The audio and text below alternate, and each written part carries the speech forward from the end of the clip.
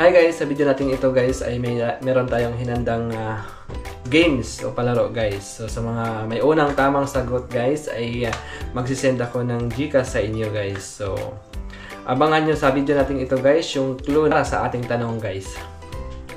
So bago ang lahat guys, magluluto muna tayo at abangan ang ating tanong guys at i-comment ang tamang sagot. So let's go guys!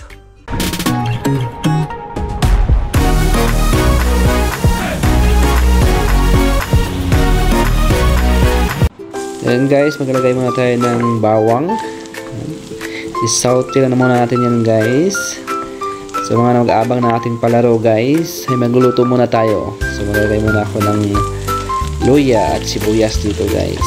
Magluluto kasi tayo ng adobo guys. So paghalo-haloin lang muna natin ito.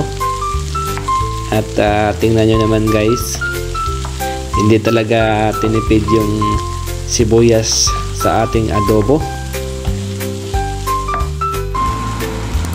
Ngayon ay ilalagay natin yung pata. So pata ng baboy yung adobo natin ngayon guys. Ayan. Tsaka yung pata pala natin guys ay medyo nilaga ko na para medyo malambot. So lagyan natin ng soy sauce guys.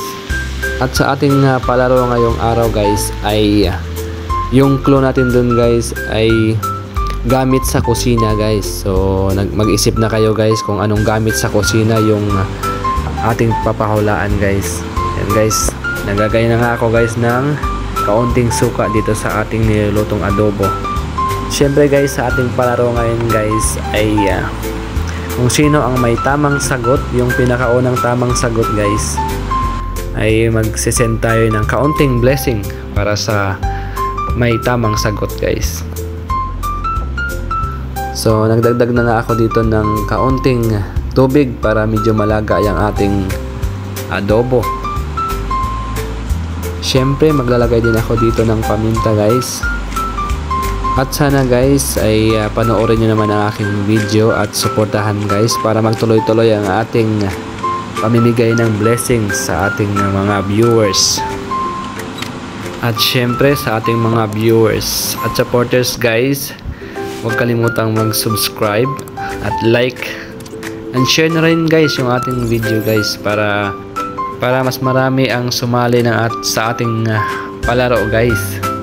Yan guys, nilagyan ko ng anang laurel yung ating adobo guys para bumango ito. At naglagay din pala ako dito guys ng Knorr cubes sa ating adobo guys para mas lalong sumarap. At huwag nyo rin kalimutang i-click ang notification bell para ma-notify kayo sa ating mga panibagong video at para sa ating mga panibagong palaro dito sa ating channel guys. So ayan guys, malambot na ang ating adobo at ready na itong i-serve. So guys, ito na ang ating palaro guys. Yan. For 100 pesos. Yan. What is in the box? Glue guys, gamit ito sa kusina. What is in the box guys? So kung alam niyo yung sagot guys, i-comment nyo na guys. And don't forget to like and subscribe guys. So yan, gamit sa kusina, what is in the box? May mga tamang sagot. Sa unang may tamang sagot ay i-Gcash ko sa inyo yung premium natin.